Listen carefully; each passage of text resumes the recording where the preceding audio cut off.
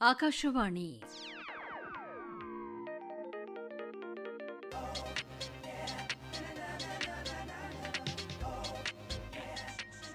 ಭವಿಷ್ಯದ ಬೆರಗು.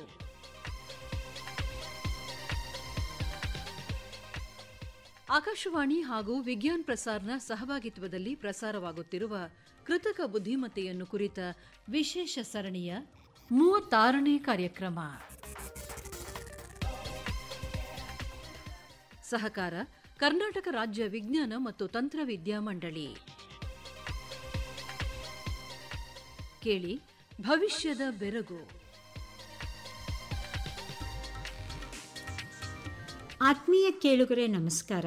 ಇವತ್ತು ಕೃತಕ ಬುದ್ಧಿಮತ್ತೆ ಮತ್ತು ಯಂತ್ರ ಕಲಿಕೆ ನಮ್ಮ ದಿನನಿತ್ಯದ ಆಗುಹೋಗುಗಳಲ್ಲಿ ಹಾಸುಹೊಕ್ಕಾಗಿವೆ.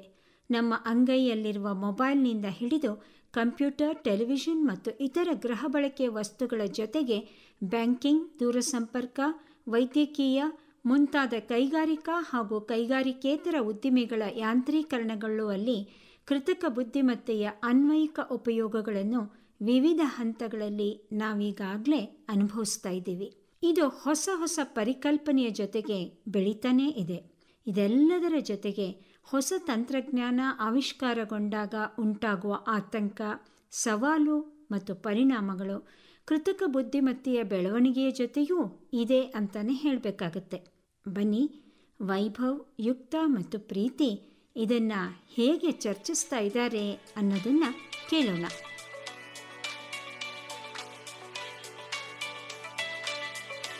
ಹಲೋ ಯುಕ್ತ. ಹಾಯ್ ಪ್ರೀತಿ. ಹಾಯ್. ಏನಿವತ್ತು ಇಬ್ರು ಫ್ರೀಯಾಗಿ ಇನ್ಸ್ಟಿಟ್ಯೂಟ್ ಕಡೆ ಬಂದ್ಬಿಟ್ಟಿದ್ದೀರಿ? ಏನು ಸಮಾಚಾರ? ಏನೋ ಬಿಸಿ ಬಿಸಿ ಸುದ್ದಿ ಇರಬೇಕು. ಮುಖ ನೋಡಿದ ತಕ್ಷಣ ಗೊತ್ತಾಗೋಯ್ತಾ? ಹಾಗಾದ್ರೆ ಗೆಸ್ ಮಾಡು ನೋಡೋಣ. ನಿನ್ನ ಸ್ವಂತ ಬುದ್ಧಿವಂತಿಕೆ ಮತ್ತು ನಿನ್ನ ಒಡನಾಡಿ ಕೃತಕ ಬುದ್ಧಿಮತ್ತೆಯ ಸಹಾಯದಿಂದ.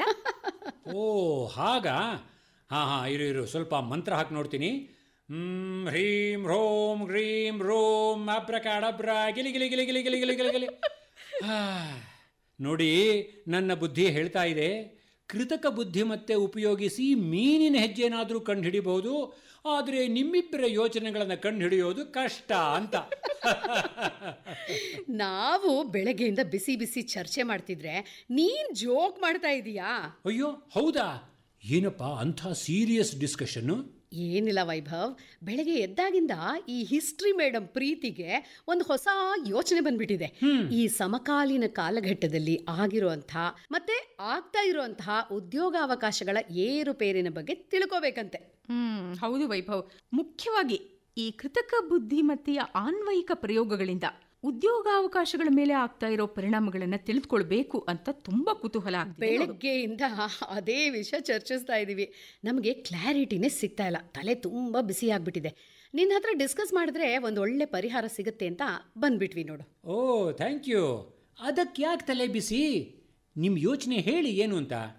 ಅಲ್ಲ ವೈಭವ್, ಇತ್ತೀಚೆಗೆ ಈ ಆರ್ಟಿಫಿಷಿಯಲ್ ಇಂಟೆಲಿಜೆನ್ಸ್ ಅಂದರೆ ಕೃತಕ ಬುದ್ಧಿಮತ್ತೆಯ ಅಳವಡಿಕೆಯಿಂದ ಎಲ್ಲ ಕಡೆ ಆಟೋಮೇಷನ್, ಅದೇ ಯಾಂತ್ರೀಕರಣ ಆಗ್ತಾ ಇರೋದ್ರಿಂದ ಮ್ಯಾನ್ ಪವರ್ ಕಡಿಮೆ ಮಾಡ್ತಿದಾರಲ್ವಾ? ಈಗ ನೋಡಿದ್ರೆ ಈ ಕೋವಿಡ್ ಕಾರಣದಿಂದ ರಿಕ್ರೂಟ್ಮೆಂಟ್ಸು ಕಡಿಮೆ ಆಗ್ತಾ ಇದೆ ಅಲ್ವಾ? ಅದು ಅಲ್ಲದೆ SpaceX CEO Elon Musk ಏನು ಹೇಳಿದಾನೆ ಅಂದರೆ, I am increasingly incline to think that there should be some regulatory oversight, maybe at the national and international level, just to make sure that we don't do something very foolish. I mean, with artificial intelligence, we are summoning the demon ಅಂತ. ಹಾಗಂದ್ರೆ ಕೃತಕ ಬುದ್ಧಿಮತ್ತೆಯ ಭೂತವನ್ನ, ರಾಕ್ಷಸನನ್ನ ಮೈಮೇಲೆ ಎಳೆದುಕೊಂಡು ತೊಂದರೆ ತಗೋತಾ ಇದ್ದೀವಿ ಅಂತ ಅಲ್ವಾ? ನಿಮ್ಮ ಸಮಸ್ಯೆ ಅರ್ಥ ಆಯ್ತು. ಇದನ್ನ ಬಿಸಿ ಬಿಸಿ ಚರ್ಚೆ ಮಾಡಿದ್ರೆ ಆಗಲ್ಲ, ಸ್ವಲ್ಪ ಸಾವಧಾನವಾಗೇ ಚರ್ಚೆ ಮಾಡೋಣ. ಬನ್ನಿ, ಕ್ಯಾಂಟೀನ್ ಕಡೆ ಹೋಗಿ ಸ್ವಲ್ಪ ಕಾಫಿ ಕುಡಿಯೋಣ, ನಿಮ್ಮ ತಲೆ ಬಿಸಿ ಸ್ವಲ್ಪ ಕಡಿಮೆ ಆಗುತ್ತೆ. ಹೌದು ನಡಿಯಪ್ಪ. ನಮ್ಮ ಚರ್ಚೆ ಮಧ್ಯೆ ತಿಂಡಿ ಮಾಡೋದೇ ಮರ್ತೋಯ್ತು. ಸ್ವಲ್ಪ ಉದರ ದೇವೋಭವ ಅಂತ ಆ ದೇವರನ್ನು ಮೊದಲು ತೃಪ್ತಿಪಡಿಸೋಣ.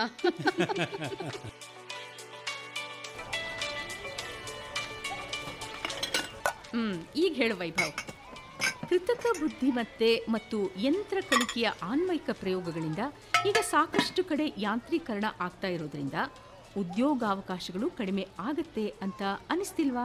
ಪ್ರೀತಿ, ನೀನು ಹಿಸ್ಟ್ರಿ ಸ್ಟೂಡೆಂಟ್ ಅಲ್ವಾ? ಸ್ವಲ್ಪ ಇತಿಹಾಸವನ್ನು ಗಮನಿಸು. 17-18ನೇ ಶತಮಾನದಲ್ಲಿ ವಿದ್ಯುತ್ ಶಕ್ತಿ ಕಂಡುಹಿಡಿದಾಗ, ಮುಖ್ಯವಾಗಿ 1822ರಲ್ಲಿ ಮೈಕೆಲ್ ಫ್ಯಾರಡೆ ಎಲೆಕ್ಟ್ರಿಕಲ್ ಮೋಟಾರನ್ನು ಕಂಡುಹಿಡಿದಾಗ ಇಡೀ ಜಗತ್ತಿನಲ್ಲಿ ಇದೇ ರೀತಿ ಪ್ರಶ್ನೆ ಎದ್ದಿತ್ತು. ಮೋಟಾರ್ ಅಳವಡಿಕೆಯಿಂದ ಮನುಷ್ಯ ಮಾಡೋ ಕೈ ಕೆಲಸಗಳೆಲ್ಲ ನಿಂತು ಹೋಗ್ತವೆ, ಸಾಕಷ್ಟು ನಿರುದ್ಯೋಗ ಸೃಷ್ಟಿಯಾಗತ್ತೆ ಅಂತ. ಆದರೆ ಏನಾಯಿತು? ಹೌದೌದು. ಮೊದಲು ಕೈಗಾರಿಕಾ ಕ್ರಾಂತಿಯಿಂದ ಕೈಕೆಲಸದ ಕುಶಲತೆಗಳನ್ನು ಒಳಗೊಂಡ ಗುಡಿ ಕೈಗಾರಿಕೆಗಳೆಲ್ಲ ಮಿಷನ್ಗಳಿಗೆ ಅಳವಡಿಸಲ್ಪಟ್ವು. ನಂತರ ಹೆಚ್ಚು ಹೆಚ್ಚು ಕೈಗಾರಿಕೆಗಳು ಬೆಳೆದು ಬೇಕಾದಷ್ಟು ಉದ್ಯೋಗ ಸೃಷ್ಟಿಯಾಯ್ತಲ್ಲ. ಜೊತೆಗೆ ಎಲೆಕ್ಟ್ರಿಕ್ ಮೋಟಾರ್ ಬಂದ್ಮೇಲಂತೂ ಇನ್ನೂ ಹೆಚ್ಚಿನ ಉದ್ಯೋಗಾವಕಾಶಗಳು ಸೃಷ್ಟಿಯಾದವು. ಮುಂದೆ ಎಂಜಿನಿನ ಕೌಶಲ್ಯ ಹೆಚ್ಚಿದ ಹಾಗೆ ಆಧುನಿಕ ಸವಲತ್ತಿನ ವಾಹನಗಳು ಬಂದವು. ಎಲೆಕ್ಟ್ರಿಕ್ ಮೋಟಾರ್ ಬಂದ್ಮೇಲಂತೂ ಎಲ್ಲ ಕೈಗಾರಿಕೆಗಳು ಸಹ ಆಧುನಿಕವಾದವು. ಇಲ್ಲಿ ನಾವು ಗಮನಿಸಬೇಕಾದದ್ದು, ನಮ್ಮ ಜೀವನ ಮಟ್ಟ ಸುಧಾರಿಸುವ ಉದ್ಯಮಗಳ ಜೊತೆಗೆ ಉದ್ಯೋಗಾವಕಾಶಗಳು ಸೃಷ್ಟಿಯಾದವು ಅಂತ. ಹೇಗೆ ಅಂದರೆ, ಇರು ನಾನು ಹೇಳ್ತೀನಿ ವೈಭವ್. ಮೊದಲಿಗೆ ಮೋಟಾರ್ ಉದ್ಯಮ, ನಂತರ ಮೋಟಾರ್ಗಳನ್ನು ಅಳವಡಿಸಿಕೊಳ್ಳುವ ಉಪಕರಣಗಳ ಉದ್ಯಮ.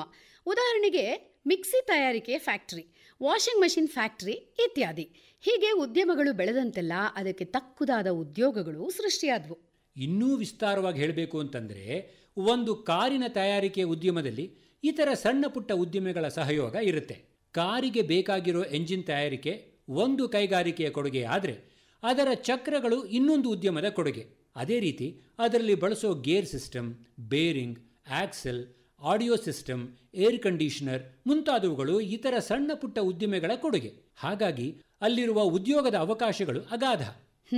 ಇದೇ ಥರ ಇತ್ತೀಚಿನ IT-BT ಉದ್ಯಮಗಳು ಬೆಸೆದುಕೊಂಡಿವೆ ಅಲ್ವಾ?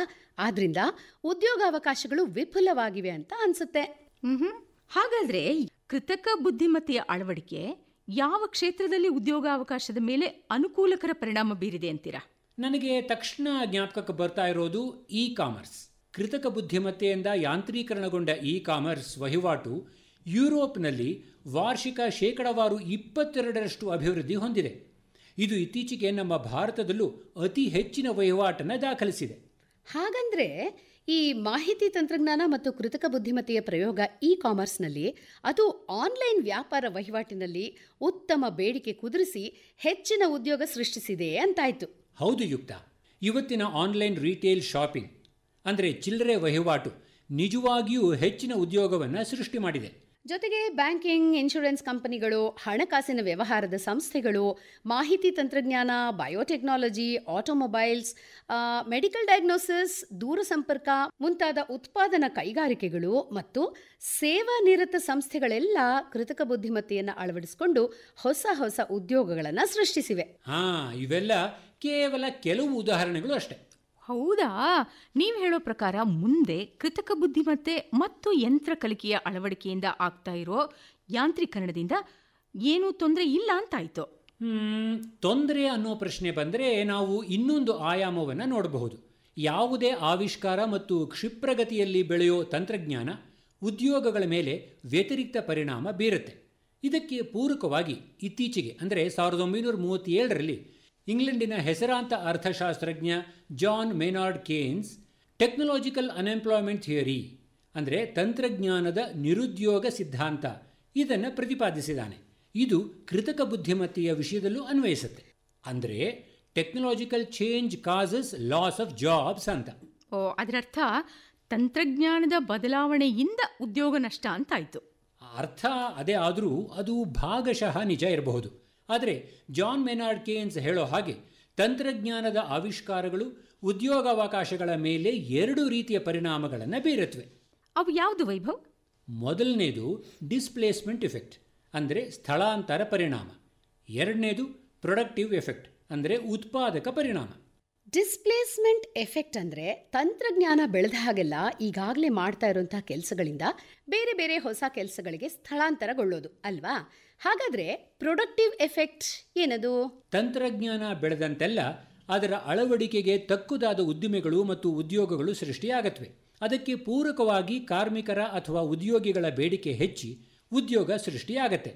ಇದನ್ನು ಉತ್ಪಾದಕ ಪರಿಣಾಮ ಪ್ರೊಡಕ್ಟಿವ್ ಎಫೆಕ್ಟ್ ಅಂತ ಹೇಳ್ತಾರೆ. ಇದು ಕೃತಕ ಬುದ್ಧಿಮತ್ತೆ ವಿಚಾರದಲ್ಲಿ ಹೇಗೆ ಅನ್ವಯ ಆಗತ್ತೆ ಅಂತ ಸ್ವಲ್ಪ ವಿವರಿಸೋ ವೈಭವ್.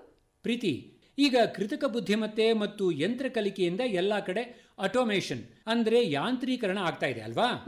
ಜೊತೆಗೆ ರೋಬೋಟ್ಗಳ ಬಳಕೆ ಕೂಡ ಇದೆ ಅಲ್ವಾ? ಹೌದು, ಅದೇ ಅಲ್ವಾ ಇವತ್ತಿನ ಸವಾಲು. ಹಾ, ಈ ಕೃತಕ ಬುದ್ಧಿಮತ್ತೆಯ ಯಾಂತ್ರೀಕರಣ ಇದೆಯಲ್ಲ, ಅದನ್ನ ರೊಟೀನ್ ವರ್ಕ್ ಅಂದ್ರೆ ಹೆಚ್ಚು ಬುದ್ಧಿವಂತಿಕೆ ಇಲ್ಲದೆ ದಿನಂಪ್ರತಿ ಒಂದೇ ತೆರನಾದ ಕೆಲಸ ಮಾಡೋ ಕಾರ್ಮಿಕರನ್ನ ಬದಲಾಯಿಸೋದಕ್ಕೆ ಮಾತ್ರ ಉಪಯೋಗಿಸಬಹುದು. ಅದೇ ರೀತಿ ಬುದ್ಧಿವಂತಿಕೆಯಿಂದ ಕೌಶಲ್ಯಯುಕ್ತ ವಿಧ ವಿಧವಾದ ಕೆಲಸಗಳನ್ನು ಮಾಡೋರನ್ನ ಯಾಂತ್ರೀಕರಿಸೋದಕ್ಕೆ ಸಾಧ್ಯ ಇಲ್ಲ. ವೈಭವ್, ನನಗೆ ತಿಳಿದಿರೋ ಹಾಗೆ ಈ ಯಾವುದೇ ತಂತ್ರಜ್ಞಾನದ ಆವಿಷ್ಕಾರದ ಪರಿಣಾಮ ಉತ್ತಮ ಕೌಶಲ್ಯವುಳ್ಳ ಅತಿ ಹೆಚ್ಚು ಸಂಬಳ ಪಡೆಯುವ ಮತ್ತು ಕನಿಷ್ಠ ಕೌಶಲ್ಯದ ಕಡಿಮೆ ವೇತನ ಪಡೆಯೋ ಕಾರ್ಮಿಕರ ಮತ್ತು ಉದ್ಯೋಗಿಗಳ ಬೇಡಿಕೆ ಹೆಚ್ಚಿಸುತ್ತೆ. ಆದರೆ ದಿನನಿತ್ಯ ಒಂದೇ ಅರಿವಿನ ಅಂದರೆ ಒಂದೇ ಥರದ ಕೆಲಸ ಮಾಡ್ತಿರ್ತಾರಲ್ಲ, ಆ ಮಧ್ಯಮ ವರ್ಗದ ಕೆಲಸಗಾರರ ಬೇಡಿಕೆಯನ್ನು ಕಡಿಮೆ ಮಾಡುತ್ತೆ. ಇದು ಕೃತಕ ಬುದ್ಧಿಮತ್ತೆಯ ವಿಷಯದಲ್ಲೂ ನಿಜ ಅಂತ ಅನ್ಕೊಂಡಿದ್ದೀನಿ. ಹೌದು ಯುಕ್ತ, ನೀನು ಹೇಳಿದ ಸರಿ. ಇದನ್ನು ಉದ್ಯೋಗ ಧ್ರುವೀಕರಣ ಅಂದರೆ ಜಾಬ್ ಪೋಲರೈಸೇಷನ್ ಅಂತ ಹೇಳ್ತಾರೆ. ಇತ್ತೀಚಿನ ಸಂಶೋಧನೆ ಪ್ರಕಾರ America, France, Germany, Italy, Spain, Sweden, United Kingdom ಮುಂತಾದ ಯುರೋಪಿಯನ್ ರಾಷ್ಟ್ರಗಳಲ್ಲಿ ಒಂದೇ ರೀತಿಯ ಫಲಿತಾಂಶಗಳು ಬಂದಿವೆ. ಅದು ಸರಿ, ಈ ಸಂಶೋಧನೆಯ ಫಲಿತಾಂಶ ಯಾವ ವಿಚಾರಗಳನ್ನು ಎತ್ತಿ ಹಿಡಿಯುತ್ತೆ ವೈಭವ್? ಮುಖ್ಯವಾಗಿ ಹೆಚ್ಚಿನ ವಿದ್ಯಾಭ್ಯಾಸ ಹೊಂದಿರೋ ಮ್ಯಾನೇಜರ್, ಎಂಜಿನಿಯರ್ ಮತ್ತು ಆರೋಗ್ಯ ಇಲಾಖೆಯ ವೃತ್ತಿಪರರ ಬೇಡಿಕೆ ಹೆಚ್ಚಿದ್ದು, ಮಧ್ಯಮ ವರ್ಗದ ವಿದ್ಯಾಭ್ಯಾಸ ಹೊಂದಿರೋ ಪ್ರತಿದಿನ ಒಂದೇ ರೀತಿ ಕೆಲಸ ಮಾಡೋ ಕ್ಲಾರ್ಕ್ಗಳ, ಯಂತ್ರ ನಿರ್ವಾಹಕರ ಮತ್ತು ಯಂತ್ರ ಜೋಡಿಸೋ ಕಾರ್ಮಿಕರ ಬೇಡಿಕೆ ಕುಸಿದಿದೆ. ಜೊತೆಗೆ ಯಾಂತ್ರೀಕರಣಗೊಳಿಸಲಾಗದ ಅತಿ ಕನಿಷ್ಠ ವಿದ್ಯಾರ್ಹತೆಯ ಕಡಿಮೆ ಗುಣಮಟ್ಟ ಮತ್ತು ಕೌಶಲ್ಯಗಳನ್ನು ಹೊಂದಿರುವವರ ಬೇಡಿಕೆ ಹೆಚ್ಚಿದೆ. ಅಂದರೆ ಕೃತಕ ಬುದ್ಧಿಮತ್ತೆಯ ತಂತ್ರಜ್ಞಾನ ಮಧ್ಯಮ ಕೌಶಲ್ಯದ ಕೆಲಸಗಾರರ ಉದ್ಯೋಗದಲ್ಲಿ ಗಣನೀಯ ಬದಲಾವಣೆ ತಂದಿದೆ ಅಂತಾಯ್ತು. ಕರೆಕ್ಟ್, ಅಲ್ಲೇ ಅದರ ಸಾಮರ್ಥ್ಯ ಇರೋದು. ಇಲ್ಲಿ ಗಮನಿಸಬೇಕಾದದ್ದು, ಕೃತಕ ಬುದ್ಧಿಮತ್ತೆ ಬೇಡೋ ಹೊಸ ಕೌಶಲ್ಯದಿಂದ ಹೆಚ್ಚಿನ ಉದ್ಯೋಗ ಸೃಷ್ಟಿಯಾಗುತ್ತೆ. ಅದೇ ಉತ್ಪಾದಕತೆಯ ಪರಿಣಾಮ ಅಂದರೆ ಪ್ರೊಡಕ್ಟಿವ್ ಎಫೆಕ್ಟ್. ಅದೇ ರೀತಿ ಕೌಶಲ್ಯಾಭಿವೃದ್ಧಿ ತರಬೇತಿ ಕೊಟ್ಟು ಇರುವ ಉದ್ಯೋಗಿಗಳನ್ನೇ ಸ್ಥಳಾಂತರಿಸಬಹುದು. ಇದು ಸ್ಥಳಾಂತರ ಪರಿಣಾಮ ಅಂದರೆ ಡಿಸ್ಪ್ಲೇಸ್ಮೆಂಟ್ ಎಫೆಕ್ಟ್. ಓಹೋಹೋ, ವಿಷಯ ತುಂಬ ಗಾಢವಾಗಿ ಹೋಗ್ತಾ ಇದೆ. ಸ್ವಲ್ಪ ಬ್ರೇಕ್ ತಗೊಳ್ಳೋಣಪ್ಪ. ಇರಿ, ಸ್ವಲ್ಪ ಸ್ನ್ಯಾಕ್ಸ್ ತಗೊಂಡು ಬರ್ತೀನಿ. ಹಾಗೆ ಕಾಫಿ ಮರಿಬೇಡ. ಎಲ್ಲಾದ್ರೂ ಉಂಟಾ? ಅಂಥ ಪಾಪ ನಾನು ಮಾಡಲ್ಲಪ್ಪ.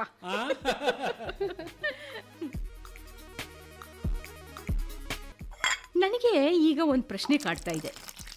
ಈ ಕೃತಕ ಬುದ್ಧಿಮತ್ತೆ ಯುಗದಲ್ಲಿ ಕಾರ್ಮಿಕ ಮಾರುಕಟ್ಟೆ ಮೇಲೆ ಅಂದರೆ ಉದ್ಯೋಗಾವಕಾಶಗಳ ಮೇಲೆ ಸ್ಥಳಾಂತರ ಮತ್ತು ಉತ್ಪಾದಕತೆಯ ಪರಿಣಾಮಗಳಲ್ಲಿ ಯಾವುದು ಮೇಲ್ಗೈ ಸಾಧಿಸುತ್ತೆ ಅಂತ?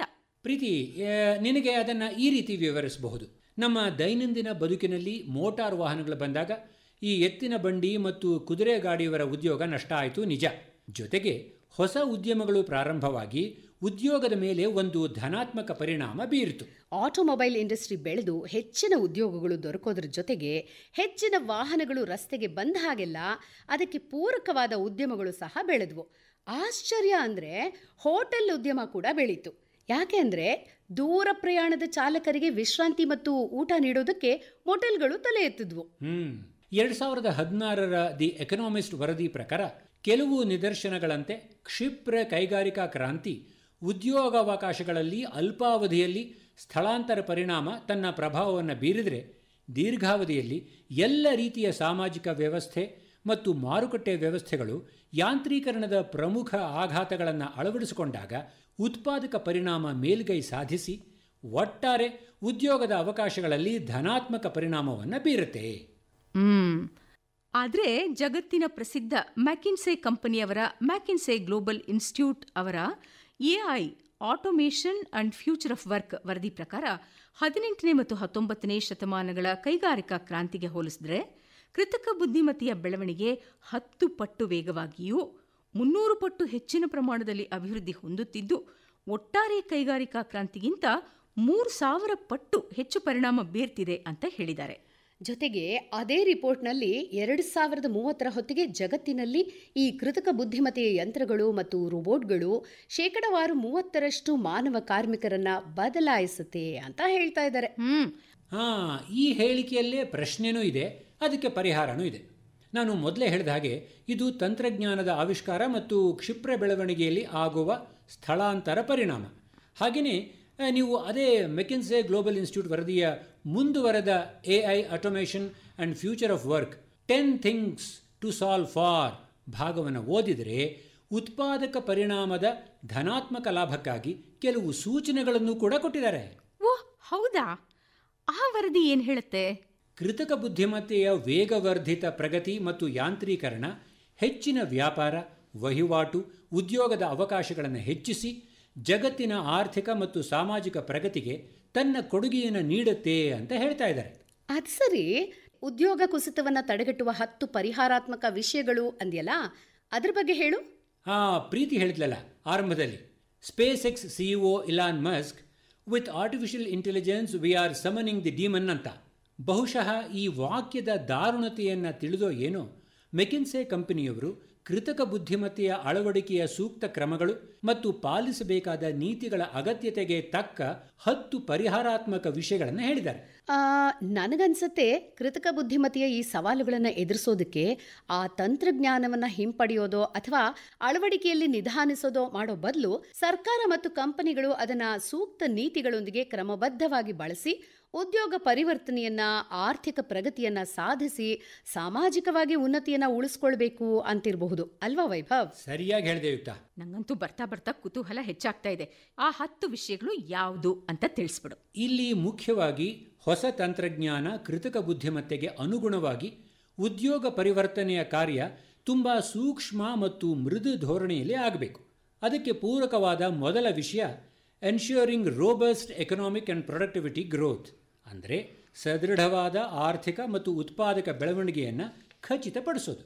ಅಂದರೆ ಮೊದಲು ನಾವು ಕೃತಕ ಬುದ್ಧಿಮತ್ತೆಯ ಯಾಂತ್ರೀಕರಣವನ್ನು ಒಪ್ಕೊಂಡು ಅದರಿಂದ ಆರ್ಥಿಕ ಸದೃಢತೆ ಸಾಧಿಸಬೇಕು ಅಂತ ಅರ್ಥ ಅಲ್ವಾ?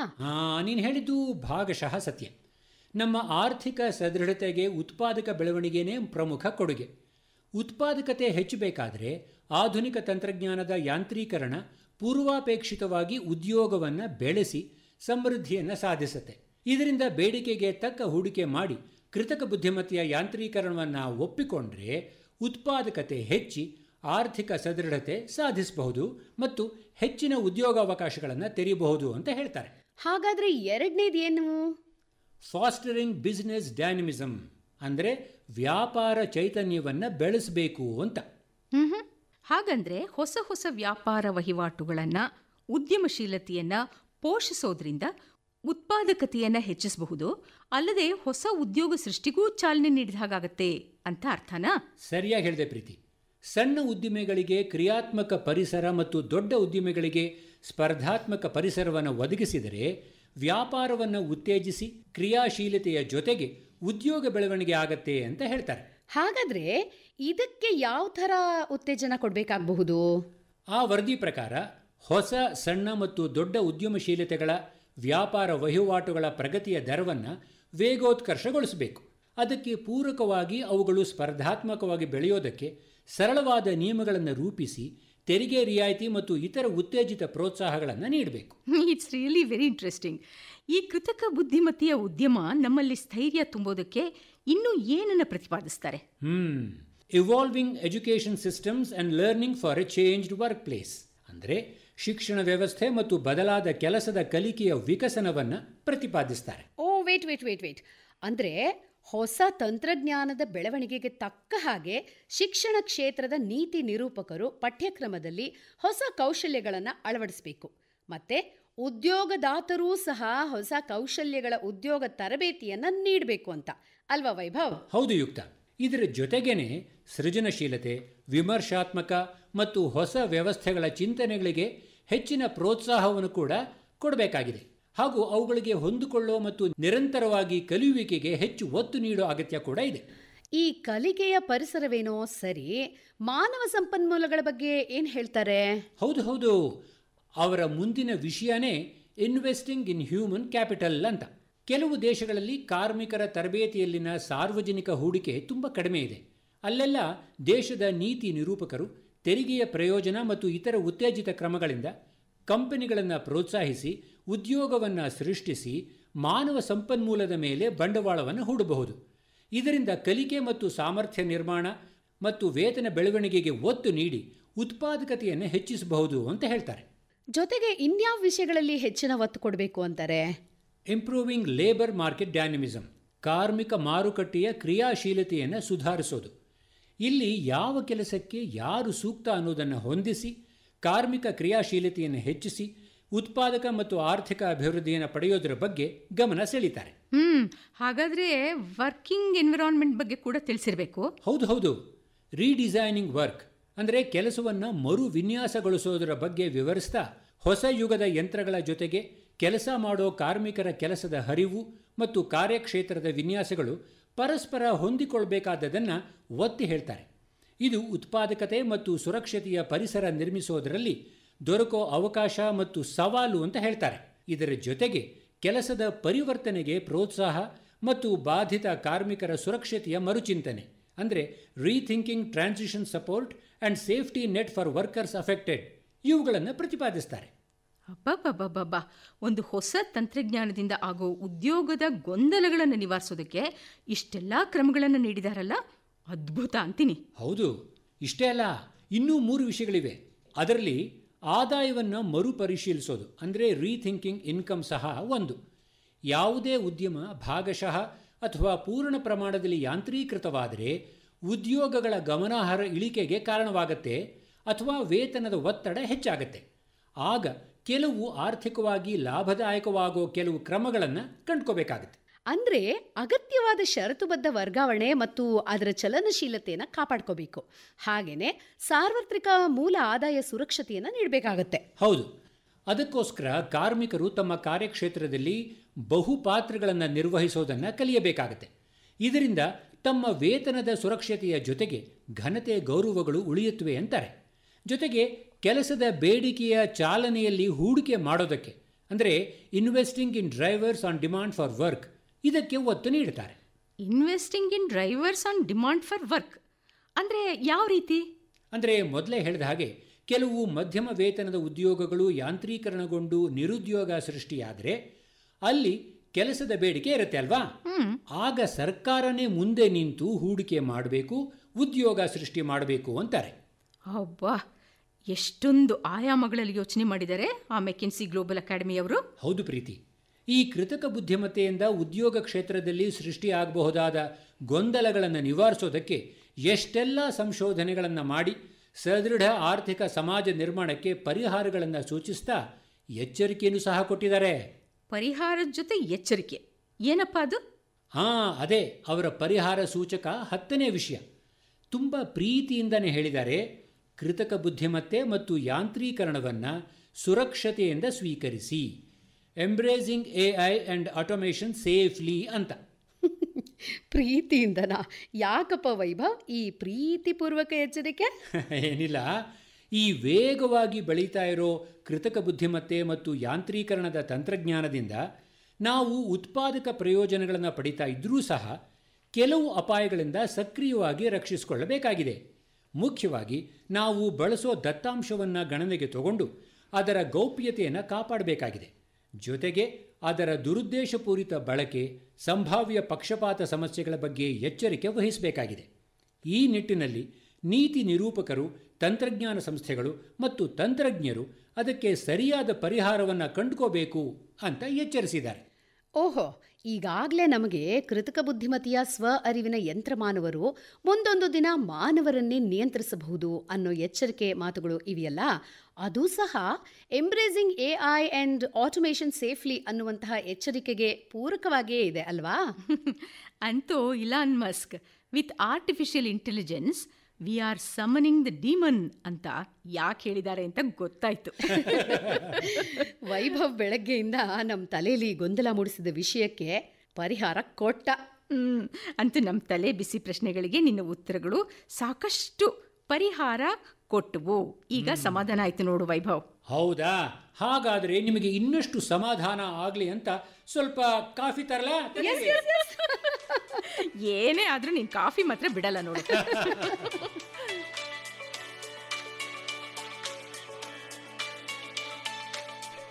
ಕೇಳಿದ್ರಲ್ಲ ಕೇಳುಗರೆ, ಇವತ್ತಿನ ಈ ನಮ್ಮ ಕಾರ್ಯಕ್ರಮದಲ್ಲಿ ಕೃತಕ ಬುದ್ಧಿಮತ್ತೆಯಿಂದ ಮತ್ತು ಯಾಂತ್ರೀಕರಣದಿಂದ ಉದ್ಯೋಗಾವಕಾಶಗಳ ಮೇಲೆ ಬೀರುವ ಪರಿಣಾಮಗಳ ವಿಸ್ತೃತ ಚರ್ಚೆಯನ್ನು ಮಾಡಿದ್ವಿ.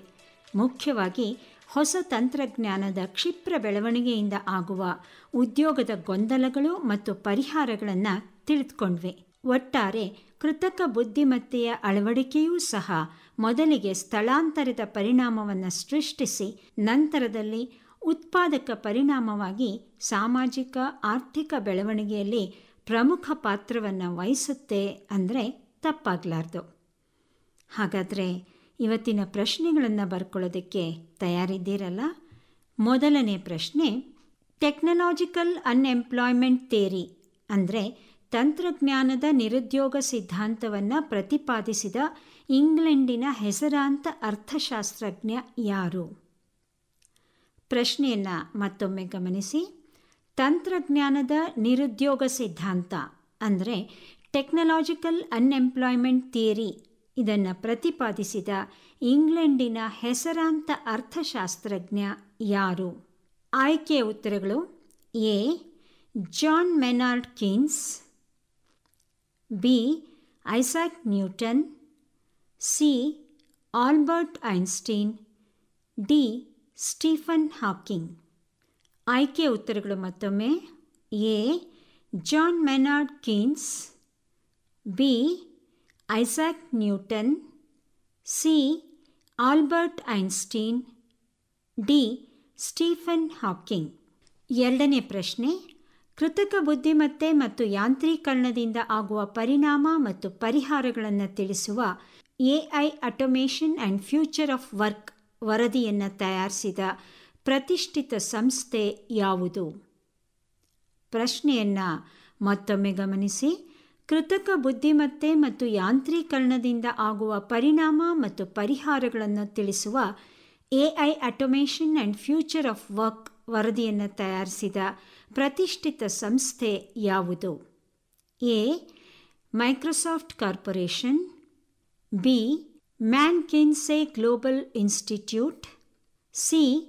Google research centre, D. Amazon web services. ಆಯ್ಕೆಯ ಉತ್ತರಗಳು ಮತ್ತೊಮ್ಮೆ: A. Microsoft corporation, B. McKinsey global institute, C. Global research centre, D. Amazon web services. ಕೇಳುಗರೆ, ನಿಮ್ಮ ಉತ್ತರಗಳು ನಮಗೆ ಬರುವ ಶುಕ್ರವಾರದ ಒಳಗೆ ತಲುಪಬೇಕು. ನಮ್ಮ ವಿಳಾಸ ಭವಿಷ್ಯದ ಬೆರಗು ವಿಶೇಷ ಕಾರ್ಯಕ್ರಮ ಸರಣಿ, ಕಾರ್ಯಕ್ರಮ ಸಂಖ್ಯೆ 36, ಕರ್ನಾಟಕ ರಾಜ್ಯ ವಿಜ್ಞಾನ ಮತ್ತು ತಂತ್ರವಿದ್ಯಾ ಮಂಡಳಿ, ಭಾರತೀಯ ವಿಜ್ಞಾನ ಸಂಸ್ಥೆ ಆವರಣ, ಬೆಂಗಳೂರು 560012. ಇಮೇಲ್ ವಿಳಾಸ educell.KSCST@gmail.com. ದೂರವಾಣಿ ಸಂಖ್ಯೆ SMS ಮತ್ತು ವಾಟ್ಸಾಪ್ಗಳಿಗೆ ಮಾತ್ರ 8277293742. ದೂರವಾಣಿ ಸಂಖ್ಯೆಯನ್ನು ಮತ್ತೊಮ್ಮೆ ಗಮನಿಸಿ: 8277293742. ಮತ್ತೆ ಮುಂದಿನ ವಾರ ಇದೇ ಸಮಯಕ್ಕೆ ಭೇಟಿಯಾಗೋಣ ಭವಿಷ್ಯದ ಬೆರಗು ಕಾರ್ಯಕ್ರಮದಲ್ಲಿ. ನಮಸ್ಕಾರ. ಭವಿಷ್ಯದ ಬೆರಗು ಆಕಾಶವಾಣಿ ಹಾಗೂ ವಿಜ್ಞಾನ್ ಪ್ರಸಾರ್ನ ಸಹಭಾಗಿತ್ವದಲ್ಲಿ ಪ್ರಸಾರವಾಗುತ್ತಿರುವ ಕೃತಕ ಬುದ್ಧಿಮತ್ತೆಯನ್ನು ಕುರಿತ ವಿಶೇಷ ಕಾರ್ಯಕ್ರಮ ಸರಣಿಯ 36ನೇ ಕಾರ್ಯಕ್ರಮ ಕೇಳುತ್ತಿದ್ದೀರಿ. ಸಹಕಾರ ಕರ್ನಾಟಕ ರಾಜ್ಯ ವಿಜ್ಞಾನ ಮತ್ತು ತಂತ್ರವಿದ್ಯಾ ಮಂಡಳಿ.